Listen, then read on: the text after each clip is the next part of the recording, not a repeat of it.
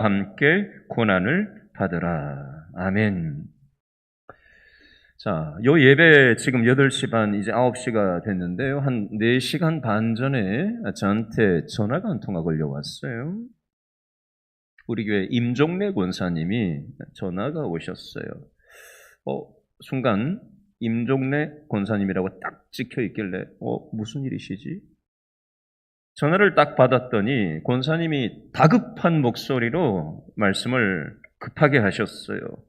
남편 김팔소 집사님이 산책을 다녀오셨는데 몸이 안 좋다는 얘기를 하셔서 병원을 가야 되나 어째야 되나 뭐 이렇게 저렇게 하다가 좀 누워 있었다는 거예요. 그러다가 의식을 잃고 쓰러지셨다는 얘기를 하시고 그래서 분당 서울대병원에 급하게 병원차를 타고 구급차를 타고 이제 막 도착을 하셨나 보더라고요. 전화를 그 얘기를 저한테 짧게 이렇게 하시는데 전화기 너머로 간호사인 듯한 분이 환자 나이가 몇 살이냐고 이제 실려오면 바로 묻잖아요. 환자 나이가 몇 살이에요? 몇 킬로예요? 이제 묻잖아요. 그 얘기를 하는 소리가 고스란히 들렸어요. 그런 급박한 상황에서 목사인 저에게 전화를 해왔던 거였어요. 저는 순간 권사님의 마음속에 하나님을 의지하는 마음이 느껴졌어요. 김팔수 집사님은 호흡은 정상으로 돌아왔는데 아직 의식이 돌아오지 않았다는 얘기를 하셨어요. 그 상황을 제가 전해 듣고는 전화로 기도를 같이 했어요. 그리고 우리 구역장들 단체 카톡방이 있거든요. 그 카톡방에다가 이 내용을 간단하게 해서 제가 올리고 구역장들한테 중보기도를 요청을 했었습니다.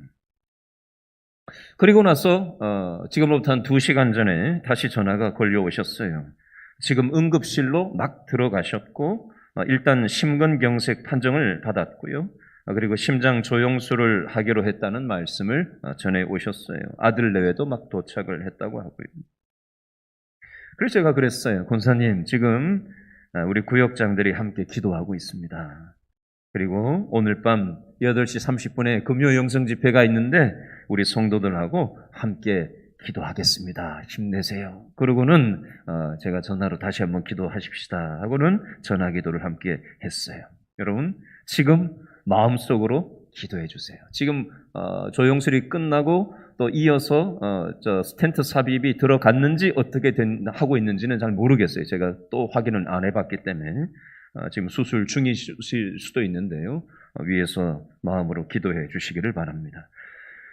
여러분, 하나님께서는 성도들이 하나님을 의지하고 믿음으로 기도하는 것을 기뻐하세요. 아셨죠? 우리들이 하나님이 기뻐하시는 기도를 드릴 때 하나님께서 역사하실 줄로 믿으시기 바랍니다.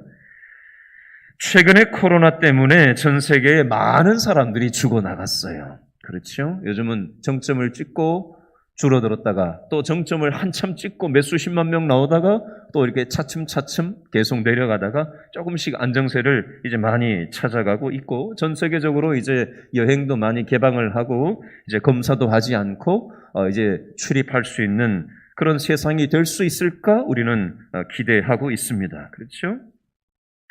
자, 지금으로부터 200년 전 1817년에는 콜레라라는 전염병이 돌았습니다. 전 세계에 번졌어요. 요즘은 비행기도 많고요. 배도 빠르게 다니고요. 교통이 발달이 됐지만 200년 전에 글쎄요. 항공기가 뭐 있었을까? 얼마나 있었을까? 배는 얼마나 빨랐을까? 전 세계로 사람들이 다니는 비중이 요즘하고 비교나 됐을까 싶은 200년 전에 콜레라가 전 세계로 번졌다는 겁니다. 그래서 200년 전에 7차례나 콜레라가 1차 콜레라, 2차 콜레라, 우리가 지금 1차 코로나, 2차 코로나, 그죠? 정점 찍었다 내려왔다가 또 정점 찍었다 내려오고 지금 계속 그러고 있잖아요, 코로나가.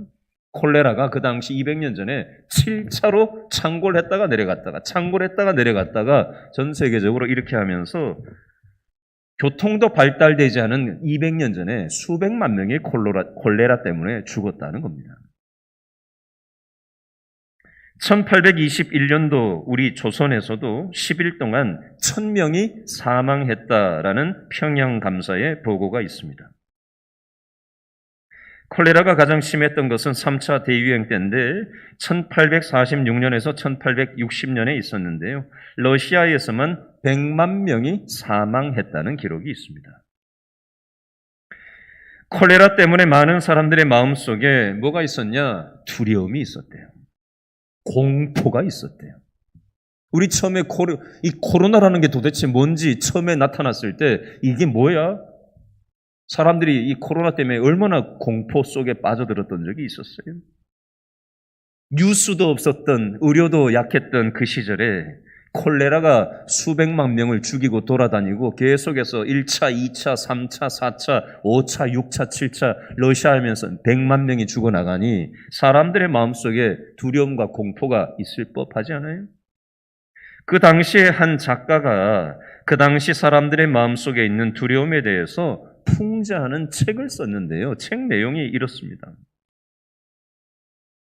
어떤 농부가 마차를 타고 도시를 향해서 가는데 길에서 어떤 부인이 손을 들어서 나 마차를 좀 태워달라고 부탁을 하더래요. 그래서 그 낯선 여인을 태웠대요. 근데 그 부인은 얼굴을 가리고 있더래요. 마차를 타고 가면서 농부가 이렇게 말을 한 번씩 거는데 아무 소리를 안 하더라는 거예요. 계속 타고 가면서. 어디서 오셨냐고 물어도 대답을 안 하고 뭘 질문을 해도 아무 소리도 안 하고 얼굴 가리고 그러고 앉아있으니 얼마나 답답하기도 하고 나중에 날이 어둑해지는데 계속 그러고 계속 가니까 이게 좀 섬찟하더라는 겁니다.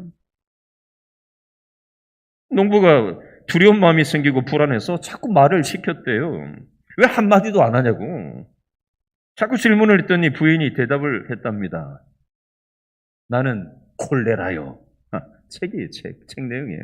나는 콜레라요. 아니, 왜 하필 당신은 왜 우리 도시로 가려고 하는 겁니까? 지금 너무나 많은 사람들이 당신 때문에 죽은 걸 모릅니까?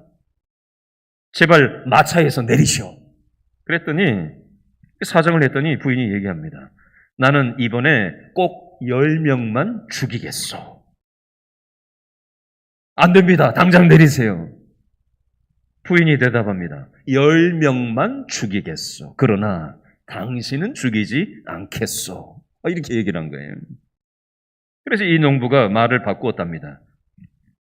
정 그렇다면 꼭 10명만 죽여야 됩니다. 그랬더니 이 부인이 얘기합니다. 알겠습니다. 그렇게 10명만 죽이겠다는 약속을 하고는 마차는 도시로 들어갔어요. 도시 초입에 딱 들어가는데 도시 초입에 성문을 막 들어서는 참에 보니까 사람들의 시신이 수천 구나 되는 시신이 막 널브러져 있는 거예요. 그래서 농부가 그 모습을 보면서 화를 버럭내면서 이 콜레라 부인한테 얘기를 했답니다. 부인, 당신의 약속이 틀리지 않냐고. 당신은 10명만 죽이겠다고 하지 않았냐고. 그래놓고 벌써 이 수천 명이나 되는 사람이 죽어나가게 만들면 어떻게 합니까? 라고 따지고 들었습니다. 이때 부인이 얘기했어요. 나는 아직 한 사람도 죽이지 않았어. 이 사람들은 내가 온다는 소식을 듣고 두려움 때문에 이미 다 죽어버린 사람들이요. 이런 얘기를 했답니다. 여러분, 이 이야기가, 이 풍자 작가가 쓴 이 이야기가 무엇을 얘기하려고 하는 걸까요? 질병 자체가 주는 것보다 질병 자체가 주는 피해도 물론 막대하지만 사람의 마음속에는 질병에 대한 무엇이 있다는 거예요? 두려움, 질병에 대한 공포가 사람들의 인생을 더 피폐하게 망가뜨린다라는 것을 말하는 책의 풍자적인 내용이 되는 겁니다. 여러분, 우리 마음속에 두려움이 있지 않아요? 내가 건강을 잃어버리면 어떻게 하지? 우리 식구가 잘못되면 어떻게 하지? 사고가 나면 어떻게 하지? 우리는 뉴스를 보면서 저런 사고가 나한테 일어나면 어떻게 하지? 내 아이들에게 일어나면 어떻게 하지? 노후 준비가 안 되어가지고 먹고 살기 어려워지면 어떻게 하지? 우크라이나에 일어나는 이 전쟁이 악화가 돼가지고 저 러시아가 요즘 밀려가지고 핵전쟁이 일어나면 어떻게 하지? 이런 두려움들이 우리의 영혼을 갉아먹는다는 거예요. 자, 오늘 우리가 읽은 디모데후서 1장 6절에서 8절 말씀에는요, 디모데가 마음속에 두려움이 있었어요. 그래서 바울이 자신의 제자인 이 디모데의 마음속에 있는 두려움이 있는 걸 보고 두려워하는 디모데에게 편지를 써서 격려하는 내용이 오늘 디모데후서 이 내용이 되겠습니다. 자, 이 그림을 가지고 디모데후서 1장 7절 말씀을 다시 한번 읽어보겠습니다. 디모데후서 1장 7절 다 같이 시작. 하나님이 우리에게 주신 것은 두려워하는 마음이 아니요 오직 첫 번째 능력과 두 번째 사랑과 세 번째 절제하는 마음이니. 아멘. 이 부분을 방금 읽은 내용을 제가 다르게 표현을 해볼게요. 자, 이 말씀은요, 하나님은 우리에게 두려움을 주시지 않는다는 뜻이에요. 그리고요, 두려움은 하나님에게서 온 게 아니다라는 뜻입니다. 하나님은요, 우리에게 첫 번째 능력을 주시고요, 두 번째 사랑을 주시고요, 세 번째 절제하는 마음을 주시는 분이에요. 자, 이 디모데후서 1장 7절을 이해하기 위해서 디모데후서 1장 6절을 볼 필요가 있는데요. 자, 1장 6절 다시 한번 읽어보겠습니다. 1장 6절 시작. 그러므로 내가 나의 안수함으로 내 속에 있는 하나님의 은사를 다시 어떻게 해요? 부릴 듯하게 하기 위하여 너로 생각하게 하노니. 뭐 읽었는데 이게 무슨 소린가 조금 이해가 안 되시죠? 제가 이해하기 쉬운 언어로 바꾸어서 한번 표현을 해볼게요. 자, 하나님은요, 하나님을 믿는 사람 마음속에 선물을 주셨어요. 어떤 선물이냐면요, 하나님은 이미 우리들의 마음속에 선물을 주셨는데 이 하나님이 주신 선물을 우리가 잘 활용하기만 하면 우리는 두려움에 포로로 붙들려 살지 않고 힘을 뺏기고 축 늘어져가지고 살지 않고 두려움을 극복하는 인생을 살아갈 수 있다라는 내용이 1장 6절 내용이에요. 자, 다른 말로 표현해 볼게요. 여러분, 하나님은 저와 여러분을 두렵게 만드시는 분이 아니에요. 여러분, 우리가 두려움에 빠지는 원인이 있을 거 아니에요? 그 원인은 어디서 오는 걸까요? 두려움은요, 사람이 하나님을 떠나기 시작하면서부터 온 겁니다. 에덴 동산에서 사람이 하나님을 믿었어요? 아니요. 불신했습니다. 하나님께 순종했어요? 아니요. 불순종했어요. 하나님께 범죄하고 하나님을 배신하고 하나님을 떠나면서부터 인간의 두려움이 시작됐습니다. 예를 들어볼게요. 하나님이 아담에게 찾아오셨을 때 아담은 대답했습니다. 창세기 3장 10절에 보니까 아담이 하나님한테 이렇게 얘기해요. 내가 두려워하여 숨었나이다 라고 하나님께 아담이 대답합니다. 사람이 두렵다는 거예요. 하나님이 지금 두렵다는 거예요. 아담의 마음속에 두려움이 찾아왔어요. 왜 그랬을까요? 사람이 어떻게 했기 때문에? 하나님을 떠났기 때문에 두려움의 감정이 확 몰려든 겁니다. 여러분, 저와 여러분도 마찬가지 이치입니다. 우리가 하나님으로부터 떠나 있을 때 우리들의 영혼은 두려움의 포로가 되고요. 두려운 마음 감정이 확 일어나는 겁니다. 두려움이 우리의 생각을 확 삼켜버리는 거예요. 두려움이 우리의 마음을 확 잡아채는 겁니다. 오늘 성경은 우리에게 말씀해요. 두려움의 포로로 살아가지 않고 두려움을 극복할 수 있는 방법이 무엇인가? 우리가 하나님을 의지할 때 우리는 두려움을 극복할 수 있다고 말씀하고 있어요. 자, 디모데후서 1장 7절을 다시 한번 읽어보겠습니다. 1장 7절 시작. 하나님이 우리에게 주신 것은 두려워하는 마음이 아니요 오직 첫 번째 동그라미 하세요. 능력, 두 번째 사랑, 세 번째 절제하는 마음이니. 여러분 아프면 어디 가시죠? 정신 차리세요. 아프면 어디 가요? 제가 아들내미하고 씨름을 하다가 힘씨름을 하다가 여기 힘줄이 늘어났는지 여기가 아파가지고 얼마 전에 병원 가서 물리치료를 여러 번 하고 다녔어요. 근데 이게 잘 안 낫네요. 약도 지어 먹고 물리치료도 좀 며칠 받고 했는데 아프면 의사를 만나서 진단을 받고 적절한 처방전을 받고 치료를 받아야 되는 이치처럼, 자, 사람의 마음에 두려움이 생겼을 때 우리는 누구를 찾아가야 될까요? 술을 찾아야 됩니까? 사람을 찾아야 돼요? 누구를 찾아야 됩니까? 취미생활을 하면 해야 됩니까? 뭘 해야 되지? 하나님께, 우리의 영혼의 의사이신 하나님께 찾아가야 돼요. 아멘? 그런 면에서 오늘 잘 오셨어요. 번지수를. 의사도 잘 보는 의사한테 찾아가야지 친절한 의사보다 정확하게 진단하는 의사를 찾아야 되는 거예요. 그죠? 딱딱하게 하더라도 정확하게 진찰을 하고 정확하게 처방을 내릴 수 있는 의사를 찾아야 되는 거예요. 의사는 사람 좋은 사람 찾는 게 아니고 정확하게 치료를 할 수 있는 의사를 찾는 게 중요합니다. 그렇죠? 우리의 두려움을 술을 가지고 해결하려고 들고 취미로 해결하려고 들고 사람한테 해결하려고 하는 것은 번지수를 잘못 짚은 거예요. 우리의 인생에 두려움이 몰려왔을 때, 두려움 때문에 축 처져 있을 때 우리의 영혼의 의사이신 하나님께로 우리는 찾아가야 합니다. 내 영혼의 의사가 되시는 하나님을 찾고 진찰을 받고 하나님의 처방전을 받아야 된다고요.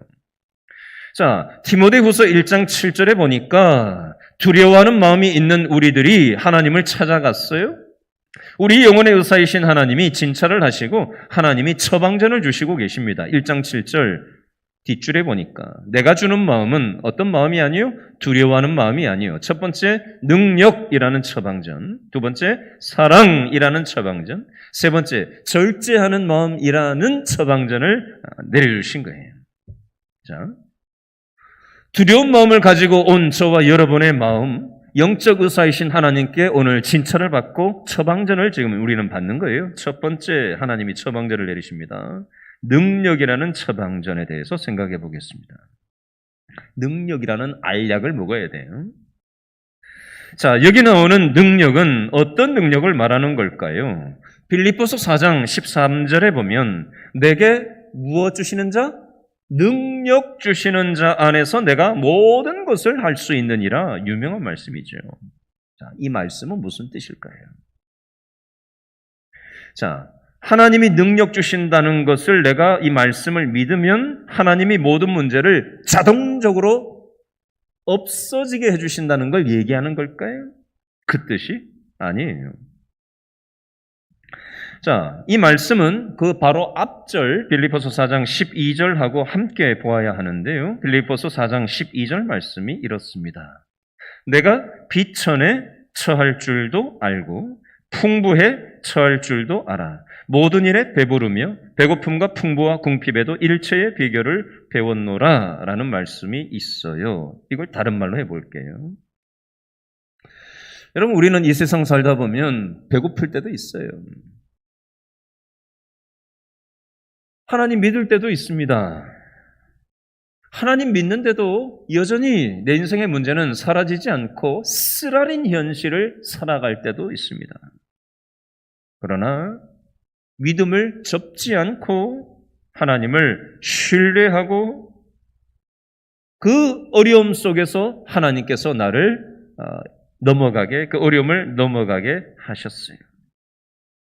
도대체 이 상황이 언제 끝날 건가? 앞이 캄캄하게 보이지 않을 때도 있지만 지나놓고 보면 야, 하나님 이렇게 인도하셨네. 이걸 깨달으신 분들이 있을 거예요. 이게 무슨 말인지 감이 오시는 분들이 있을 거예요. 그 경험해 보면 우리는 이렇게 생각을 하는 거죠. 가난한 중에도 하나님이 함께 은혜 주셔서 어려움을 넘게 하셨고, 또 쓰라린 도대체 언제 이 어려움이 해결될지 캄캄한 그 상황이었지만 지나놓고 보니까 하나님께서 또 이렇게 저렇게 은혜 주시고 사람 붙여주시고 환경 열어주셔서 또 넘어가게 하시고 버티게 하시고 살아내게 하시고 이렇게 오게 하셨다라는 것을 돌아놓고 보면 깨달을 때가 있다는 거예요. 이 고백이 사도 바울의 고백이에요. 내가 비천에 처할 줄도 알고 풍부에 처할 줄도 알아. 모든 일에 배부르며 배고픔과 풍부와 궁핍에도 일체의 비결을 배웠노라. 내가 내게 능력 주시는 자 안에서 내가 모든 것을 할 수 있다라는 뜻은 하나님 믿으면 문제를 없애주신다가 아니라 힘든 일이든 어떤 일이든 이 세상에 어떤 풍파가 올지라도 하나님을 의지하는 사람들을 하나님께서는 책임져 주시고 모든 것이 합력하여 선을 이루게 나가게 하신다라는 것을 사도 바울이 겪었기 때문에 이 말씀을 하고 있는 거예요. 이게 바로 능력, 믿는 사람들의 능력이다라고 말씀하는 겁니다. 예를 들어 보겠습니다. 나사로가 웃었다라는 책이 있어요. 나사로가 웃었다. 성경에 보면 죽은 나사로 이야기 있죠. 죽었던 나사로 장례식 다 치르고 난 다음에 예수님이 살려주셔서 살아난 나사로 이야기 성경에 나오잖아요. 자, 이 나사로가 웃었다라는 책 내용은 무슨 내용이냐면요. 나사로가 다시 죽었다가 다시 살아난 후에 나사로하고 나사로의 식구들이 인생에 대해서 생각하는 시선이, 관점이 달라졌다라는 얘기를 쓰고 있습니다. 혹시 죽어보신 분 손 들어보세요. 죽어보신 분. 죽어보신 분. 한 분도 안 계세요? 이 중에, 이 많은 사람 중에? 죽을 뻔하신 분. 죽을 뻔하신 분 있죠? 우리 청소년도 손을 이렇게 드네. 저도 여러 번 죽을 뻔했거든요. 여러 번 죽을 뻔했습니다. 물에 빠져 죽을 뻔도 했고, 차 사고 나서 죽을 뻔도 했고, 이런저런 그런 일들이 있었는데, 그런 속에서 하나님께서 저를 살려주셨다는 그런 경험들이 있거든요. 근데 이 책은 나사로가 죽었다가 살아난 거예요. 여러분, 죽을 뻔한 사람이 살아난 것도 얼마나 은혜가 되는데 죽었던 사람이 살아난다고 생각해 보세요. 죽는 거 별거 아니구나. 이게 생각이 딱 들어오거든요. 죽는 거 별거 아니구나. 삶에 대해서 보는 관점, 시선이, 태도가 달라지는 거예요. 사람 대하는 게 달라지는 거예요. 돈만 보고 쫓아다니는 인생이 아니라, 욕심만 내고 살아가는 인생이 아니라, 내 성질대로만 사는 인생이 아니라 완전히 다른 관점, 다른 시선으로 말도 좀 달라지고 태도도 달라지게 되지 않겠어요? 우리는 죽어본 적이 없기 때문에 죽음에 대한 두려움이 많아요. 그렇죠? 어제 수원에 다녀왔거든요. 우리 이명숙 집사님 어머니 병상 세례를 요양원에 가서 하고 왔어요. 우리 이명숙 집사님하고 대화를 나누는데 이런 얘기를 하시더라고요. 얼마 전에 시골 고향을 다녀왔는데 고향집이 이제 다 밀어버리고 이제 없다는 거예요. 집이 없어졌다는 거예요. 그 얘기를 요양원에 계신 어머니하고 얘기하면서 우리 집사님이 이 얘기를 하시더라고요. 엄마, 어머니는 교회를 평생 다녀본 적이 없으신 분이에요. 최근에 요양원으로 옮기면서 요양원에서 우리 교회 실시간 주일 영상 예배를 요즘 참석하시면서 기뻐하고 계시고 하나님을 믿음으로 받아들이신 분이에요. 최근에. 엄마, 우리가 살던 집은 이제 여기 없어졌어. 그런데 엄마 이제 천국 가시면 천국에 하나님이 좋은 집을 마련해 놓으셨어. 좋지. 이렇게 얘기하셨대요. 이런 식으로 어머니한테. 제가 우리 이명숙 집사님이 어머니하고 그 얘기 하셨다는 얘기를 가만히 들었던 게 오늘 말씀 이 부분을 준비하는데 생각이 났어요.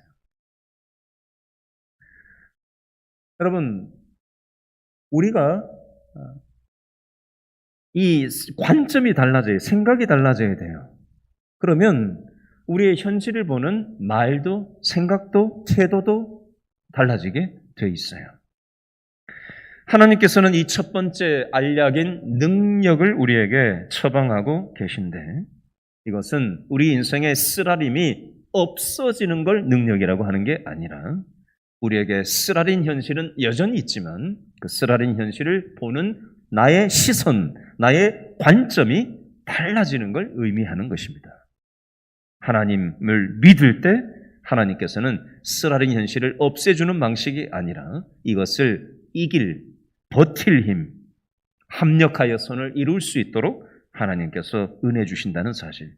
그래서 이걸 경험한 사람들은 시선이 달라지고 관점이 달라지고 태도가 달라지고 말이 달라진다는 사실.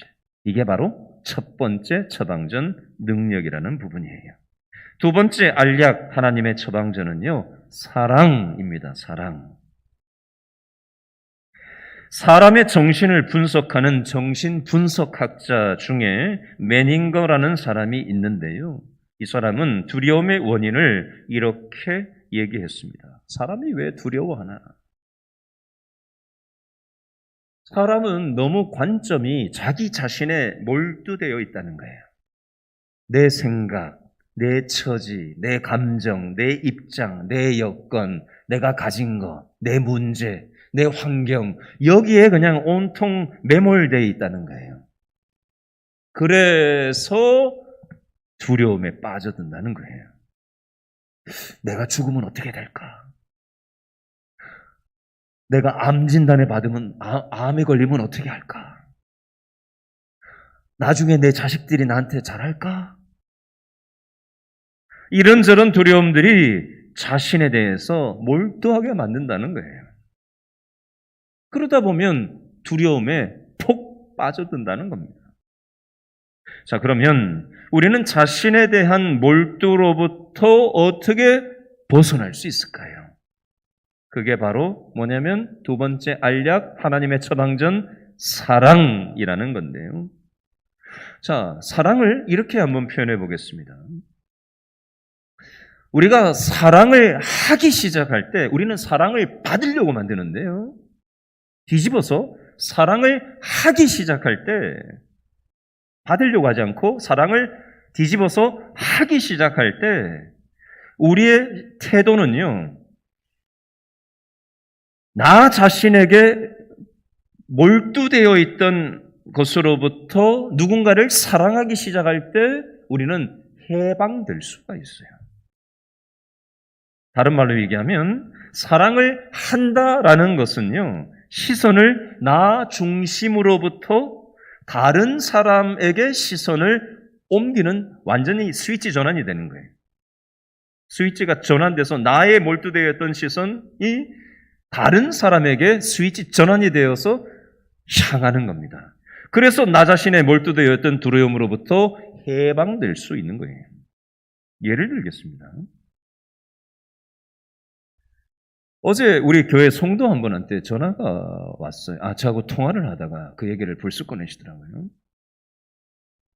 목사님, 제가 오늘 병원에 갈 일이 있는데, 강동성심병원에 갈 일이 있는데,